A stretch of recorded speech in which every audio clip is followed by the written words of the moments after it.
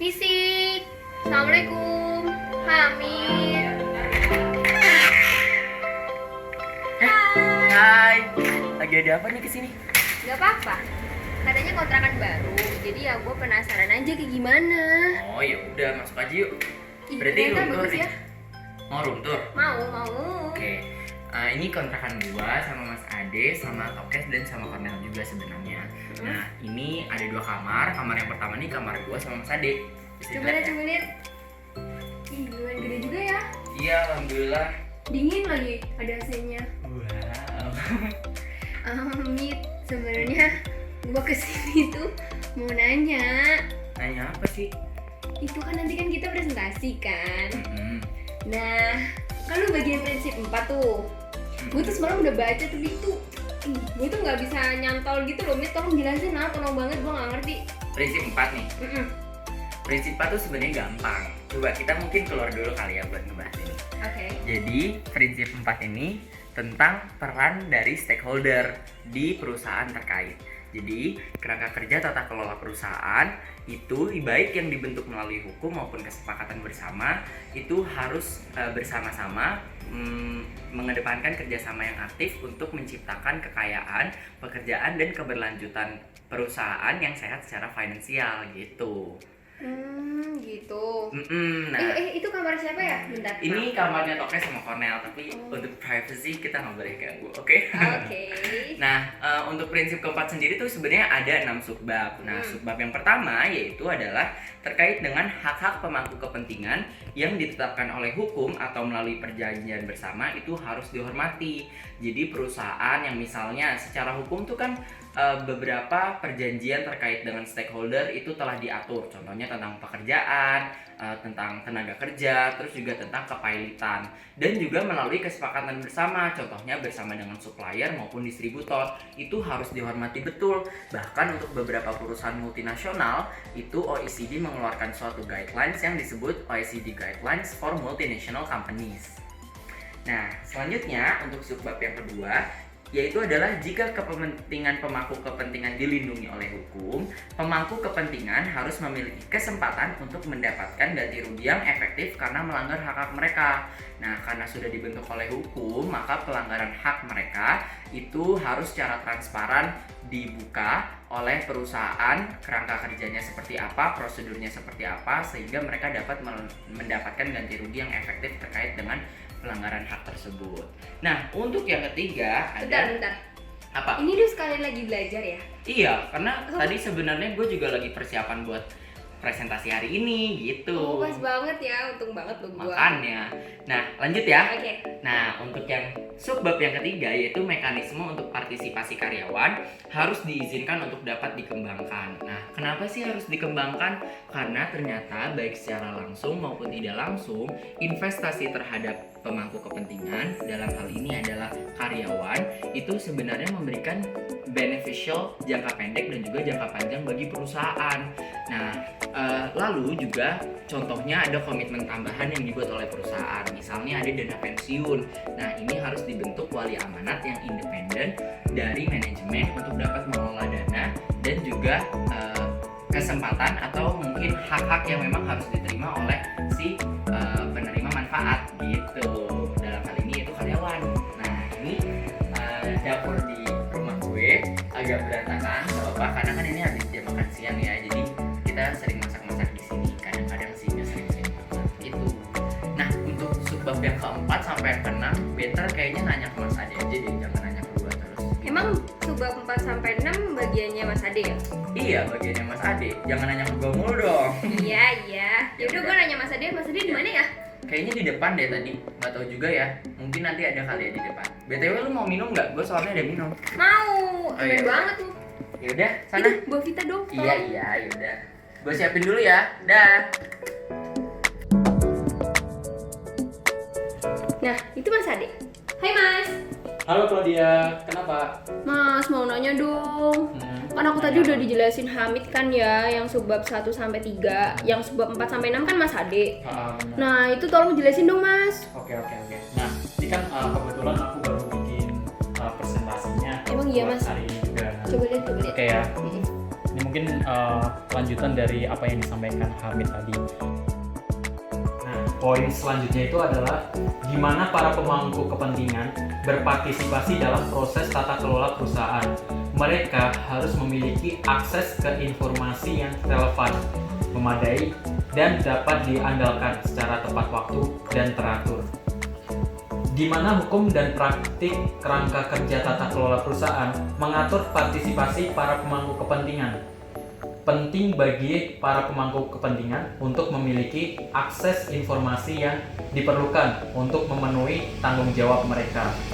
Kemudian, poin selanjutnya, stakeholder termasuk karyawan individu dan badan perwakilannya harus dapat secara bebas mengkomunikasikan keprihatinan mereka tentang praktik ilegal dan tidak etis kepada dewan dan otoritas publik yang kompeten, dan hak mereka tidak boleh diganggu untuk melakukan ini. Praktik tidak etis dan ilegal ini yang dilakukan oleh pejabat perusahaan mungkin tidak hanya melanggar hak-hak pemangku kepentingan, tetapi juga harus merugikan perusahaan dan perusahaan pemegang saham dalam hal efek reputasi dan peningkatan resiko masa depan terkait kewajiban keuangan. Oleh karena itu, demi keuntungan perusahaan dan para pemegang saham untuk menetapkan prosedur dan tempat berlindung yang aman untuk pengaduan oleh karyawan, baik secara pribadi atau melalui badan perwakilan mereka dan yang lain di luar perusahaan tentang perilaku ilegal dan tidak etis. Kemudian poin yang terakhir adalah kerangka kerja tata kelola perusahaan harus dilengkapi dengan kerangka kerja kepailitan yang efektif, efisien, dan dengan penegakan hukum yang efektif terkait hak kreditor. Nah, kreditor sendiri ini adalah pemangku kepentingan utama dan persyaratan volume dan jenis kredit yang diberikan kepada perusahaan akan sangat bergantung pada hak-hak mereka dan pada penyelenggaraannya.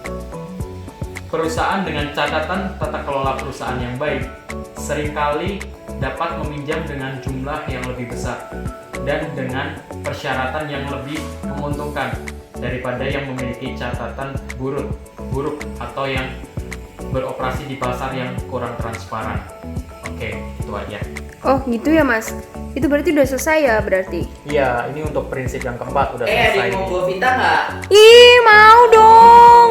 Ih kayaknya enak deh. Itu rasa Iya, apa? jadi ini rasa apel, kaya akan vitamin A dan vitamin C yang bagus untuk menjaga imun dan juga kesehatan kita nih, apalagi di wabah seperti ini. Gelas gue yang putih ya? Yes.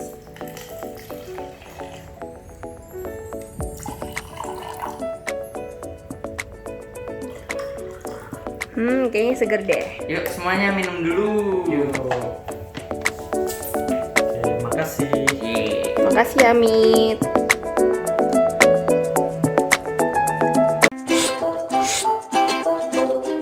Tahu nggak dong mangga ini apa bedanya? Yang ini lebih manis kan? Ya. Kalau Bang Vita apa bedanya dengan yang lain? Buah Vita kan benar-benar jus. Bedanya jusnya lebih kental karena mengandung 3 kali lebih banyak buah. Beneran kental Bu, nggak tembus. Makanya ibu pilih buah Vita. Kalau kita apa bedanya? Enak banget ya buah vitanya. Guys, Itu Bu Anita itu. sebenarnya gue kesini tuh tadi ngajak Sheila. Nah, terus sekarang gimana? Lah lu tuh kenapa sih datang ke sini tuh penuh dengan kejutan gitu loh? Ada apa sebenarnya? Gue tuh sebenarnya kesini tuh emang niatnya kerja kelompok gitu loh, tapi nggak ngomong-ngomong takutnya lu pada males. Ya ampun, tinggal ngomong. Tapi harusnya dia jam segini udah datang sih. Tapi kok belum datang ya? Iya nih, Mami. Amin, Eh. Ade. Sheila ya ampun pas banget. Masuk. Masuk. Sini guys. Ih tolong buka. Aku aja. Bentar, Chef. Kalian sudah bahas sampai mana? Sampai prinsip 4 ya Mit? Tanpa sengaja ya sampai prinsip 4 karena sebenarnya kan gak niat kerja kelompok. Iya sih sebenarnya. Ih, bawa laptop lagi. Nah pas Langsung banget. Shell. Langsung buka aja Shell. Jelasin tuh yang prinsip 5 gimana? Nah, buka dulu laptopnya. Iya. Jadi tuh prinsip 5 itu tuh kalau kita lihat dari judulnya itu ya, itu tuh tentang pengungkapan dan transparansi. Kalau misalnya kita lihat di dalamnya itu, jadi tuh pengungkapan ini tuh sangat penting banget, karena kalau misalnya kita mau pakai informasi keuangan dari perusahaan, tentu aja tuh kita harus menggunakan informasi yang lengkap. Jadi si investor itu bisa membantu atau melihat data itu supaya dia nggak bingung dan ada panduan dalam memilih saham. Nah, pengungkapan yang kuat dan praktik yang transparan itu tuh tentu saja akan membantu perusahaan untuk menarik modal dan mempertahankan kepercayaan pasar modal. Tapi kalau misalnya si pengungkapannya itu nggak kuat, lemah, sama praktiknya tidak transparan, pasti bakal menimbulkan perilaku yang tidak etis dan hilangnya integritas pasar dan pemegang saham. Kita langsung aja ya. Jadi itu dalam pengungkapan dan transparansi ini ada sekitar 5 subbab. Yang pertama itu tuh pengungkapan harus mencakup tetapi tidak terbatas pada informasi material tentang. Nah, pasti bingung kan maksudnya apa? Jadi itu ada 9 hal yang harus diperhatikan dalam melakukan pengungkapan dan transparansi. Banyak banget ya. Banyak banget, Ya sumpah. kan? Aduh. Jadi itu yang pertama Itu baru subbab pertama. Iya. Mungkin sampai Sabar ya, Syel. Sabar. Saya bisa kok, bisa. Iya, pasti. Yang pertama itu kita harus memperhatikan hasil keuangan dan operasi perusahaan. Nah, kenapa sih harus digituin? Jadi itu kan laporan keuangan yang perusahaan diaudit itu tuh akan menunjukkan kinerja keuangan dan situasi perusahaan. Nah, sumber informasi yang kayak gini nih yang biasanya paling sering banget dipakai oleh perusahaan maupun calon investor. Jadi tuh tata kelola yang gagal, kita bakal sebut ini gagal kalau misalnya si laporan keuangan itu gagal mencerminkan keadaan sebenarnya. Jadi itu dia nggak menunjukkan akun-akun yang sebenarnya, terutama di item-item yang offset balance. Jadi kalau misalnya yang kedua itu yang kita harus perhatiin, tujuan perusahaan dan informasi non keuangan. Nah, hal-hal seperti ini tuh penting banget untuk diungkapin. Jadi itu contohnya kayak tujuan komersial, kebijakan dan kinerja tentang etika bisnis, lalu lingkungan, masalah sosial, hak asasi manusia itu juga penting banget, sama komitmen kebijakan publik lainnya. Itu baru 2 ya. Jadi yang ketiga itu kita juga harus mengungkapkan kepemilikan saham utama, termasuk pemilik manfaat dan hak suara. Kenapa sih harus gitu? Jadi itu sebagai investor ada hak-hak dasar yang harus dipenuhi oleh perusahaan. Salah satunya itu mereka harus menunjukkan struktur kepemilikan perusahaan.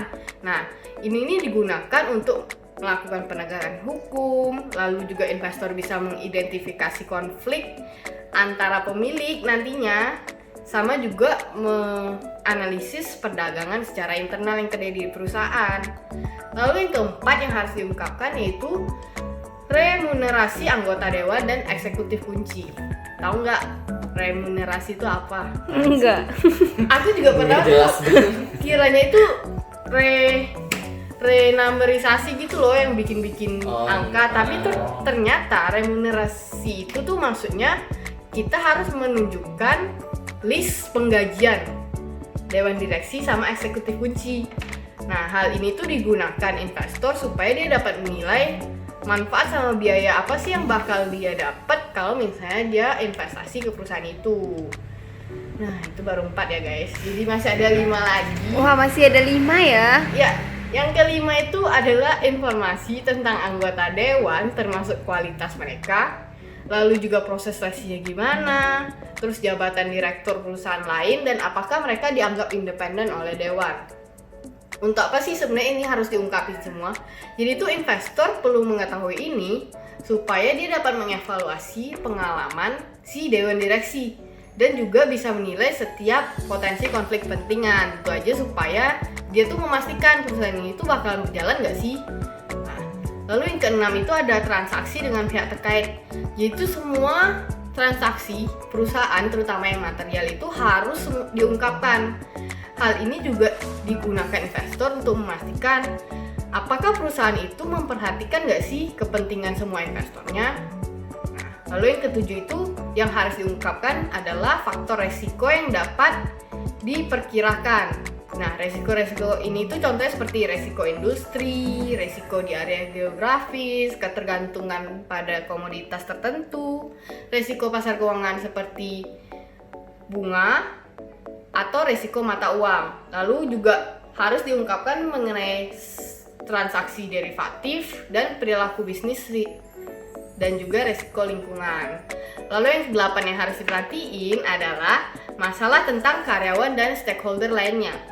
Ini tuh yang bakal ditunjukin itu dengan dia menuliskan tentang hubungan manajemen dan karyawan, termasuk remunerasinya, penggajian itu berapa aja, lalu juga cakupan perundingan yang bersama, mekanisme perwakilan karyawan, dan hubungan dengan kreditor dan supplier. Yang terakhir itu, kita harus mengungkapkan tentang struktur dan kebijakan tata kelola, termasuk konten kode atau kebijakan tata kelola perusahaan dan proses penerapannya. Nah, itu baru 9 loh, sebenarnya tuh masih ada lagi. Kalau nggak salah tuh subbab yang kedua. Itu kan gue yang jelasin, Shell. Oh iya, pantesan aku nggak ingat soalnya. Yaudah, nanti gue jelasin ya. Oke. Mas, tapi aku nanti pinjam laptopnya ya. Iya, apa boleh. Oke. Nah, selanjutnya kan subbab 2, gua kan ya yang ngejelasin. Jadi kalian tolong dengerin ya. Oke. Subbab kedua itu penekanannya di informasi harus disiapkan dan diungkapkan sesuai dengan standar akuntansi dan keuangan dan pelaporan dan keuangan yang berkualitas tinggi. Di sini tuh maksudnya penerapan standar akuntansi dan pengungkapan yang berkualitas tinggi diharapkan dapat secara signifikan meningkatkan kemampuan investor untuk memantau perusahaan dengan memberikan peningkatan relevansi, keandalan, komparabilitas, pelaporan, dan peningkatan wawasan tentang kinerja perusahaan, kayak gitu. Terus, subbab yang ketiga itu audit tahunan harus dilakukan oleh auditor independen, kompeten, dan berkualitas sesuai dengan standar audit berkualitas tinggi untuk memberikan jaminan eksternal dan objektif kepada dewan dan pemegang saham yang laporan keuangannya secara wajar mewakili posisi keuangan dan kinerja perusahaan dalam semua hal yang material. Nah, selain menyatakan bahwa laporan keuangan mewakili posisi keuangan perusahaan secara wajar, laporan audit juga harus mencakup pendapat tentang cara penyusunan dan penyajian laporan keuangan, guys. Ini harus berkontribusi pada peningkatan lingkungan pengendalian di dalam perusahaan itu. Dan di beberapa yurisdiksi, auditor eksternal juga diharuskan untuk melaporkan tata kelola perusahaan. Pokoknya perusahaan gitu deh. Terus yang keempat, kalian gak ngantuk kan? Enggak. Oke, yang keempat itu, auditor eksternal harus bertanggung jawab kepada pemegang saham dan berutang tugas kepada perusahaan untuk melaksanakan perawatan profesional yang wajar dalam pelaksanaan audit. Praktik bahwa auditor eksternal direkomendasikan oleh komite audit independen, dewan atau badan yang setara, dan bahwa auditor eksternal ditunjuk baik oleh komite atau badan tersebut atau oleh rapat pemegang saham secara langsung dapat dianggap sebagai praktik yang baik karena hal itu mengklarifikasi bahwa eksternal auditor harus bertanggung jawab kepada pemegang saham, kayak gitu. Terus subbab yang kelima ini yang paling terakhir. Saluran untuk menyebarkan informasi harus menyediakan akses yang setara, tepat waktu, hemat biaya maksudnya ke informasi yang relevan oleh pengguna. Nah, ini tuh maksudnya saluran untuk penyebaran informasi dapat sama pentingnya dengan isi informasi itu sendiri. Sementara pengungkapan informasi seringkali diatur oleh undang-undang kan. Pengarsipan dan akses ke informasi dapat menjadi rumit dan mahal, maka dari itu kita dituntut untuk selalu menghemat biaya. Kayak gitu guys. Itu sih yang gue jelasin. Paham nggak? Bukannya kita ada prinsip ya? Iya. Oh iya ya. Satu lagi siapa? Kita lupa Yosa guys, kan dia kelompok kita. Oh iya. Tapi Yosa lagi di Tangerang nih, mending kita video call aja kali ya. Iya. Sini guys, mending kita pakai laptop Mas Adi aja kali ya. Gimana Mas Zoom-nya? Di sini ya? Gitu. Iya, Oke. Halo. Yos, lu kan yang bagian prinsip 6 kan? Oh iya, prinsip 6 bagian Tolong gue. jelasin dong, Jos. Kita nggak ngerti nih. Oh ya udah boleh. Berarti gue mulai jelasin sekarang ya. Oke. Nah, jadi bagian gue tuh kan prinsip 6 kan. Nah, bagian gue prinsip 6 kan. Nah, jadi dia itu ngebahas tentang tanggung jawab dari direksi. Nah, sebenarnya kerangka kerja corporate governance atau tata kelola perusahaan itu, dia itu harus memastikan pedoman strategis dari perusahaan. Yang kedua, dia itu juga memastikan kalau monitoring itu berjalan efektif terhadap manajemen. Jadi manajemen itu seharusnya melakukan tugasnya dengan baik yang diawasi oleh direksi itu sendiri. Itu tugas direksi yang kedua. Dan yang ketiga, direksi itu harus mempertanggungjawabkan yang dia lakukan itu terhadap perusahaan dan terhadap pemegang saham. Nah, lalu jadi setiap negara itu punya struktur dan prosedur dewan yang bervariasi antar satu negara dengan yang lainnya. Jadi saya itu bisa ngejelasin ada tiga contoh struktur yang berbeda-beda. Yang pertama itu struktur yang memiliki dewan 2 tingkat. Jadi terdiri dari fungsi pengawasan dan fungsi manajemen. Jadi itu dua itu dipisahin gitu loh. Nah, dia itu juga memiliki dewan pengawas yang terdiri dari dewan manajemen atau yang biasa kita kenal dengan dewan eksekutif dan juga dewan non eksekutif. Nah, gitu, itu yang pertama, dewan 2 tingkat. Nah, ada juga yang dewan kesatuan tuh namanya. Jadi apa sih dewan kesatuan itu? Dewan kesatuan itu sistem yang menyatukan anggota dewan eksekutif dan non eksekutif. Nah, jadi itu jadiin satu, eksekutif dan non eksekutif, disebutnya dewan kesatuan. Di negara lain ada juga tuh yang sistemnya itu menerapkan adanya badan hukum tambahan untuk kepentingan audit. Nah, itu jadi 3 contoh gitu struktur yang berbeda antar negara. Nah, selanjutnya itu selain memandu strategi perusahaan, dewan itu juga bertugas untuk memantau kinerja manajerial agar mencapai return yang diharapkan para pemegang saham, agar pemegang saham itu nggak kecewa, dia tuh senang pemegang saham. Nah, itu tugas dewan direksi juga tuh untuk memastikan hal itu. Lalu dia itu juga berusaha untuk mencegah konflik of interest atau yang biasa kita kenal dengan konflik kepentingan yang udah kita belajar sering banget kan konflik kepentingan itu. Dan juga yang ketiga itu menyeimbangkan tuntutan bersaing pada perusahaan itu sendiri. Nah, agar dewan itu bisa bekerja dengan efektif, dia itu harus punya 2 hal. Pertama objektif, yang kedua itu independen. Nah, jadi itu kedua hal yang harus dimiliki sama dewan direksi gitu. Nah, tanggung jawab penting lainnya dari dewan itu adalah dia itu harus mengawasi sistem manajemen risiko yang ada dalam perusahaan. Dan juga dia tuh harus menciptakan sistem untuk memastikan bahwa perusahaan itu mematuhi undang-undang yang berlaku di negara tersebut agar perusahaan dia tuh nggak melanggar masalah pajak, persaingan, tenaga kerja, dan lingkungan, kesempatan yang sama, kesehatan, dan juga termasuk keselamatan kerja. Nah, jadi direksi itu harus memastikan bahwa itu semua itu tercover, kayak perusahaan itu udah ngelakuin itu semua. Nah, gitu. Jadi, dan juga dewan itu sebenarnya nggak cuma bertanggung jawab sama perusahaan dan pemegang saham saja, tapi ke semua stakeholder yang ada dalam perusahaan demi berlangsungnya perusahaan mereka. Dia itu juga berkewajiban untuk bertindak demi kepentingan terbaik mereka. Dia itu harus memperhatikan dan menangani secara adil. Memperhatikan dan menangani secara adil. Nah, ke semua kepentingan stakeholder lainnya. Nah, gitu. Nah, jadi itu kan baru pendahuluan ya kan. Sebenarnya prinsip ke-6 ini apa aja sih isinya? Kayak tanggung jawab board itu tuh ada apa aja, tanggung jawab direksi itu ada apa aja. Nah, yang pertama itu anggota dewan itu harus bertindak berdasarkan informasi yang lengkap, dengan itikat baik, dengan tekun dan perhatian, dan demi kepentingan terbaik perusahaan dan pemegang saham. Nah, jadi di beberapa negara, dewan secara hukum itu diharuskan secara hukum maksudnya untuk bertindak demi kepentingan perusahaan dengan mempertimbangkan kepentingan pemegang saham, karyawan, dan juga publik.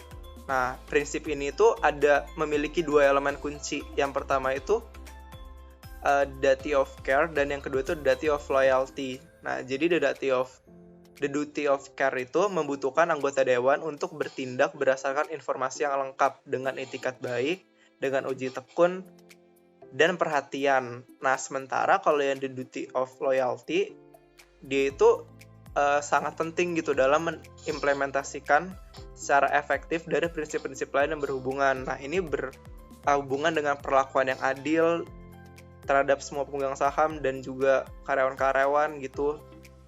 Nah, dia itu juga harus memastikan bahwa dia itu harus mementingkan perusahaan yang dipegangnya gitu. Meskipun dia itu dikendalikan oleh perusahaan lain, tugas dia itu berkaitan dengan perusahaan dan semua pegang sahamnya yang perusahaan dianya. Dia itu harus bertanggung jawab terhadap perusahaannya saja gitu. Tidak ke perusahaan pengendali grup. Nah, itu yang pertama. Yang kedua, ketika keputusan dewan itu mempengaruhi beberapa kelompok pemegang saham yang secara berbeda berdampaknya gitu ke antara berbagai pemegang saham, dewan itu harus memperlakukan seluruh pemegang saham secara adil. Nah, jadi dalam menjalankan tugasnya, dewan itu nggak boleh bertindak dan berlaku sebagai perwakilan individu dari berbagai konstituensi. Nah, jadi dia itu harus bertindak secara adil. Nah, itu yang kedua. Lalu yang ketiga, dewan itu harus menetapkan standar etika yang tinggi dengan memperhatikan kepentingan para stakeholder. Nah, jadi dia itu nggak cuma yang dilakuinnya aja, tapi dari pemilihan, penunjukan, pengawasan terhadap eksekutif, dia itu juga menunjukkan etika yang dibutuhkan gitu loh. Standar etika yang tinggi itu untuk kepentingan jangka panjang dari perusahaan. Nah, hal ini tuh dapat menjadi sarana orang melek kredibilitas dan dapat dipercaya atau tidak dari suatu perusahaan. Nah, ini kan penting banget nggak sih kita ngomongin etika, dan etika itu berdampak penting banget gitu loh, menilai kredibilitas gitu loh. Jangka panjang banget nggak sih itu? Dan bukan dalam hanya operasi sehari-hari aja berarti etika itu dijalankan dengan baik, tapi juga komitmen dalam jangka panjang. Itu yang ketiga. Lalu yang keempat, dewan itu harus memenuhi fungsi-fungsi tertentu. Nah, ini fungsinya banyak banget nih. Nah, contohnya apa aja sih? Contohnya itu adalah mereview dan mengarahkan strategi korporasi, strategi perusahaan. Dia juga harus membuat rencana kerja perusahaan, kebijakan, prosedur manajemen risiko. Dia harus buat mereview juga anggaran tahunan, rencana bisnis, menetapkan tujuan kinerja. Ada juga dia tuh harus memantau implementasi dan kinerja perusahaan. Lalu mengawasi pengeluaran modal yang besar, akuisisi, dan divestasi juga. Selanjutnya, dewan itu juga harus memantau keefektivitasan pelaksanaan tata kelola perusahaan dan membuat perubahan yang dibutuhkan. Jadi dewan itu juga harus peka gitu terhadap lingkungan, terhadap perubahan yang harusnya dilakukan. Dewan juga harus memilih, memberikan kompensasi, memantau, dan bahkan jika perlu sampai mengganti eksekutif dan mengawasinya kemudian gitu. Nah, dia itu juga harus memantau dan mengelola potensi konflik of interest dari manajemen, anggota dewan, dan pemegang saham, termasuk penyalahgunaan aset perusahaan. Dan juga, dewan itu juga harus memastikan integritas sistem akuntansi dan pelaporan keuangan perusahaan. Nah, jadi banyak banget nggak sih ini tujuan dari direksi itu sendiri, dan ini tanggung jawabnya cukup besar ya. Lalu, yang kelima itu, dewan itu juga harus dapat melakukan penilaian independen yang objektif atas urusan perusahaan. Nah, ini yang udah tadi sempat dibahas juga gitu loh, kunci utama dalam dewan yang efektif itu dia tuh harus independen dan juga objektif. Nah, gitu. Jadi anggota dewan yang independen itu memiliki kontribusi yang signifikan gitu dalam pengambilan keputusan karena mereka dapat membawa pandangan yang objektif mengenai evaluasi kinerja dewan dan manajemen. Lalu yang keenam, untuk memenuhi tanggung jawabnya, anggota dewan harus memiliki akses ke informasi yang akurat, relevan, dan tanggung jawab tepat waktu. Anggota dewan memerlukan informasi yang relevan secara tepat waktu untuk mendukung dalam pengambilan keputusan mereka. Nah, gitu. Lalu yang ketujuh, ketika perwakilan karyawan diberi mandat, mekanisme yang dikembangkannya itu mengenai fasilitas akses ke informasi, mengenai pelatihan. Nah, itu harus dijalankan secara efektif dan memberikan kontribusi terbaik bagi peningkatan keterampilan informasi dan kemandirian dewan. Nah, jadi ketika perwakilan karyawan di dewan itu diberi mandat oleh undang-undang atau emang perusahaan yang mau aja gitu, karyawan ada di dewan direksi, dia itu harus memaksimalkan kontribusi terhadap independensi, kompetensi, dan informasi dewan. Perwakilan karyawan yang memiliki tugas tanggung jawab yang sama dengan semua anggota dewan lainnya itu juga harus dimiliki oleh karyawannya itu sendiri. Dan paling penting itu harus bertindak demi kepentingan terbaik perusahaan. Jadi gitu. Udah ya Yos? Ih, mantap banget. Sumpah kita jadi ngerti banget. Yes. Yaudah makasih ya Yus. Maaf diganggu. Oh iya, Dadah.